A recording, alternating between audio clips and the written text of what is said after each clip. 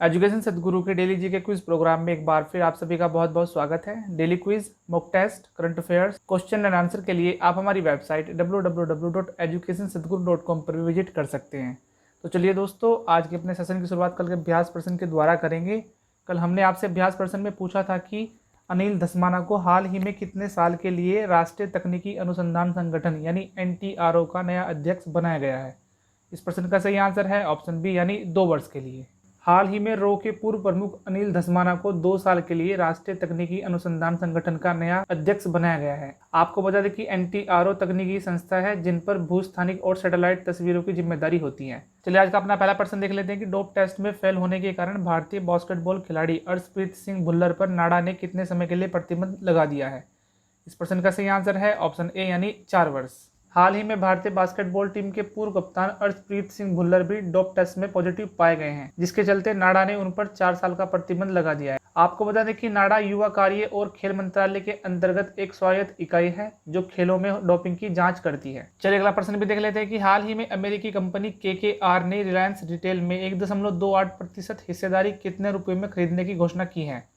इस प्रश्न का सही आंसर है ऑप्शन सी यानी 5,550 करोड़ रुपए। हाल ही में अमेरिकी कंपनी KKR ने रिलायंस रिटेल में 1.28% हिस्सेदारी 5,550 करोड़ रुपए में खरीदने की घोषणा की है। आपको बता दें कि KKR की तरफ से रिलायंस में यह दूसरा निवेश है। इससे पहले KKR ने रिलायंस के जियो प्लेटफॉर्म्स में भी 11,367 करोड़ रुपए का निवेश किया था। चलिए अगला प्रश्न भी देख लेते हैं कि हाल ही में DRDO ने ओडिशा के बालासोर में निम्नलिखित में से किस मिसाइल का सफल परीक्षण किया है। इस प्रश्न का सही आंसर है ऑप्शन डी यानी प्रहार मिसाइल। हाल ही में रक्षा अनुसंधान एवं विकास संगठन यानी DRDO ने स्वदेशी हाई स्पीड टारगेट ड्रोन अभ्यास का सफल परीक्षण किया है। अभ्यास हाई स्पीड ड्रोन है जिसे हथियार प्रणालियों के अभ्यास के दौरान मिसाइलों द्वारा टारगेट किया जा सकता है। चलिए इसके साथ अगला प्रश्न भी देख लेते हैं कि निम्नलिखित में से किस तिथि को विश्व गैंडा दिवस मनाया जाता है।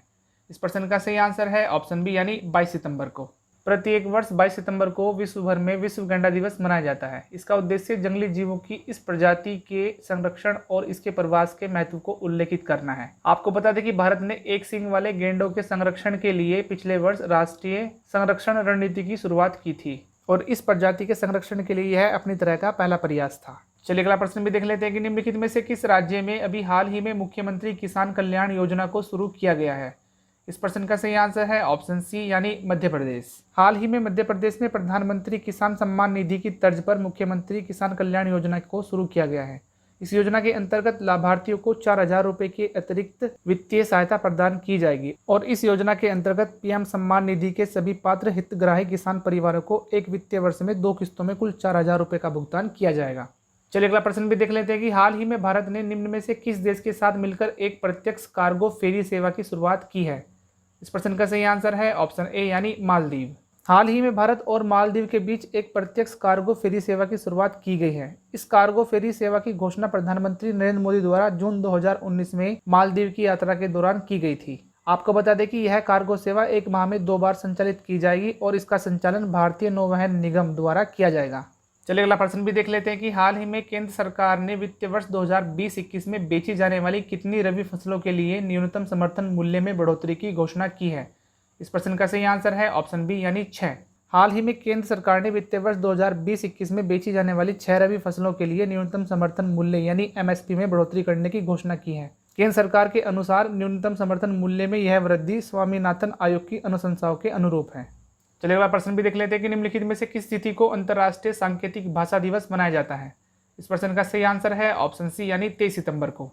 प्रत्येक वर्ष 23 सितंबर को अंतर्राष्ट्रीय सांकेतिक भाषा दिवस के रूप में मनाया जाता है। इसका उद्देश्य सांकेतिक भाषा के संदर्भ में जागरूकता फैलाना है। आपको बता दें कि इस वर्ष अंतर्राष्ट्रीय सांकेतिक भाषा की थीम सभी के लिए सांकेतिक भाषा का अधिकार थी।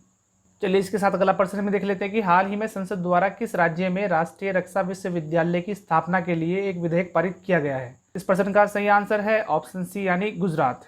हाल ही में संसद ने गुजरात में राष्ट्रीय रक्षा विश्वविद्यालय की स्थापना के लिए एक विधेयक पारित किया है। राष्ट्रीय रक्षा विश्वविद्यालय विधेयक 2020 के तहत गुजरात के गांधीनगर स्थित रक्षा शक्ति विश्वविद्यालय को राष्ट्रीय रक्षा विश्वविद्यालय के रूप में अपग्रेडेड किया जाएगा।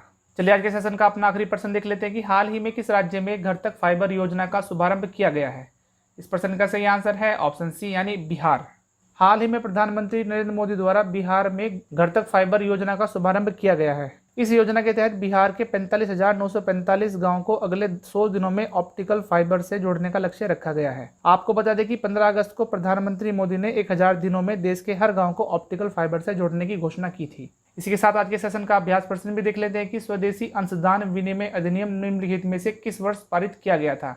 ऑप्शन ए 2009, बी 2010, सी 2011 या फिर डी 2012। इस अभ्यास प्रश्न का आंसर आप हमारे कमेंट सेक्शन में जरूर दीजिएगा। और यदि आज की वीडियो आपको पसंद आई तो वीडियो को प्लीज़ लाइक करें, कमेंट करें और दूसरों के साथ शेयर भी करें। यदि आपने हमारे चैनल को अभी तक सब्सक्राइब नहीं किया है तो चैनल को प्लीज़ सब्सक्राइब करें और बेल आइकन को जरूर दबाएं ताकि आने वाली वीडियो की नोटिफिकेशन सबसे पहले आप ही के पास हो। तब तक के लिए आप हमारे चैनल पर लगातार बने रहिए।